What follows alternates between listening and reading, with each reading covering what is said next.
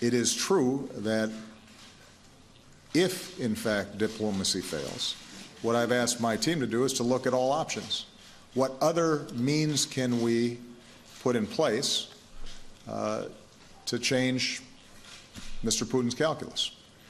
And the possibility of lethal defensive weapons is one of those options that's being examined. But I have not made a decision about that yet.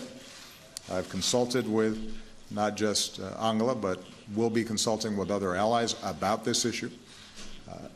It's not based on the idea that Ukraine could defeat a Russian army that was determined. It is rather to see whether or not there are additional things we can do to help Ukraine bolster its defenses in the face of separatist aggression. But I want to emphasize that a decision has not yet been made.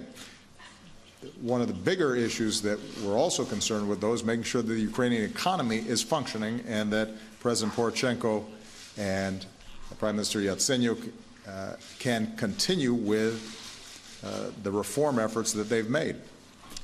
And I'm glad to see that because of our cooperation and our efforts, we're starting to see a package come together with the IMF, with the European Union and others that can help bolster the European economy so that they have the space to continue to execute some of the reforms and anti-corruption measures that they've made.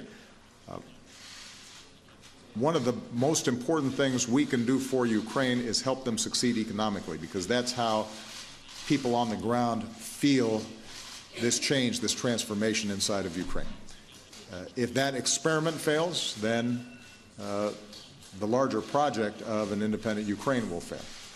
And so we're going to do everything we can to help bolster that.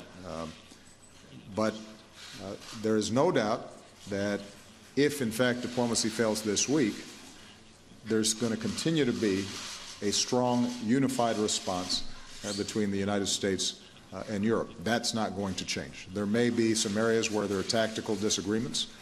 There may not be.